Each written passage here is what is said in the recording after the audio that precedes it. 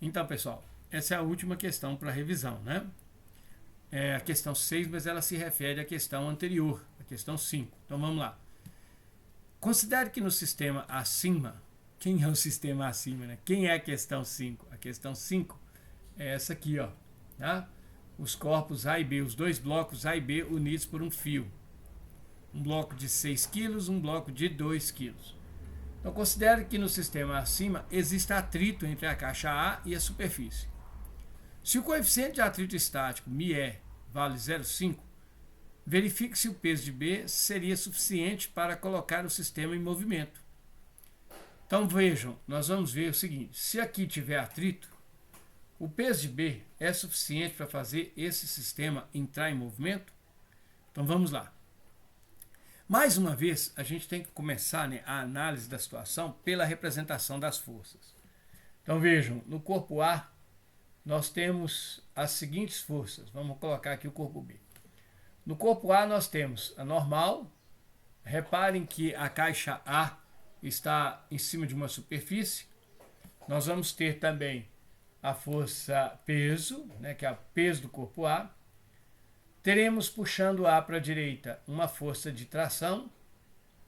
E teremos, já que existe atrito, se a tração puxa o corpo A para um lado, tendendo a colocar esse corpo em movimento, nós vamos ter para o outro lado contrário a nossa força de atrito. Lembre-se, o atrito é uma força que sempre se opõe ao movimento dos corpos. Na caixa B que está pendurada, nós vamos ter o peso de B, tá ok? E nós vamos ter a tensão da corda presa em B. Bom, então o que acontece, né? Vamos ver aqui a seguinte situação. Por que a caixa A tende a se mover? Porque ela é puxada para a direita. Agora, o que puxa a caixa A para a direita? É a caixa B. Se não tivesse a caixa B, nós não teríamos o A sendo puxado para a direita. Então, a responsabilidade de provocar o movimento é da caixa B. Agora, qual que é a força da caixa B que provoca o movimento? Ou que tentaria provocar o movimento? A tensão ou é o peso? Pessoal, a caixa B só tende a descer por causa da ação do peso desta caixa. Se ela não tivesse esse peso puxando ela para baixo, ela não tenderia a descer. Logo, a força que tende a colocar todo esse sistema em movimento é a força peso de B. Então, esta força aqui, ó, é a força que tende a colocar tudo em movimento. Essa força que tende a provocar o movimento, a gente costuma chamar essa força com o nome de... Opa, deixa eu mudar aqui. Com o nome de força, né? A gente chama essa força de força motriz. É a força que produz o movimento, ok?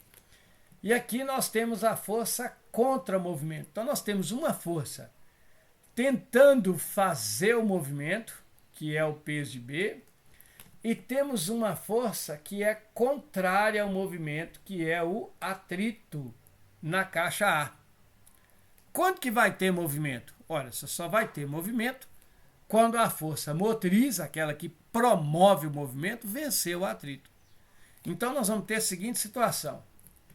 Se a força motriz, peso de B, ganhar do atrito, ou seja, for maior do que o atrito, beleza? Se a força motriz for maior do que o atrito, nós teremos necessariamente tudo em movimento. Mas se a força peso de B for menor ou igual, né, à força de atrito, nós vamos ter uma situação de repouso. Beleza? Então vamos lá. Se o peso de B for maior que o atrito, anda. Se o peso de B for menor ou igual ao atrito, não anda. Essa condição é uma condição que a gente chama aí, né, de uma condição de teste para verificar a existência ou não do movimento quando existe uma força de atrito. Agora, existe um porém. Essa condição de teste ela tem que ser feita sempre considerando-se não qualquer atrito, mas considerando-se um atrito especial. É o chamado atrito estático máximo.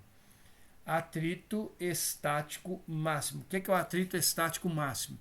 É o maior valor do atrito que consegue manter um corpo em repouso.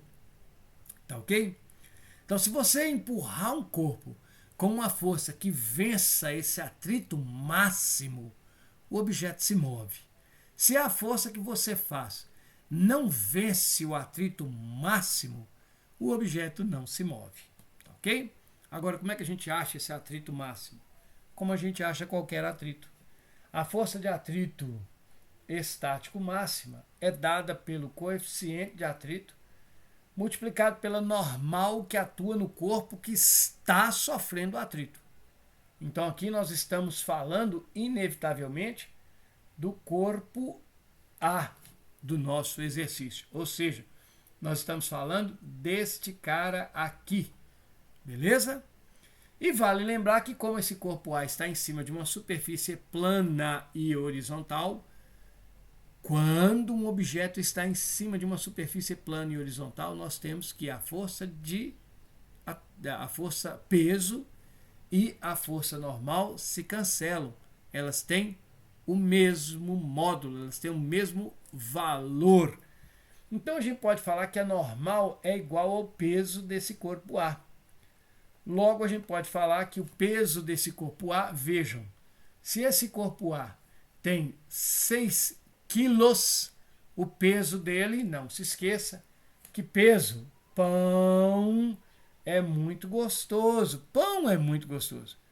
Então, peso é massa vezes gravidade. Se a massa dele é 6, a gravidade é 10, nós temos um peso de 60 newtons.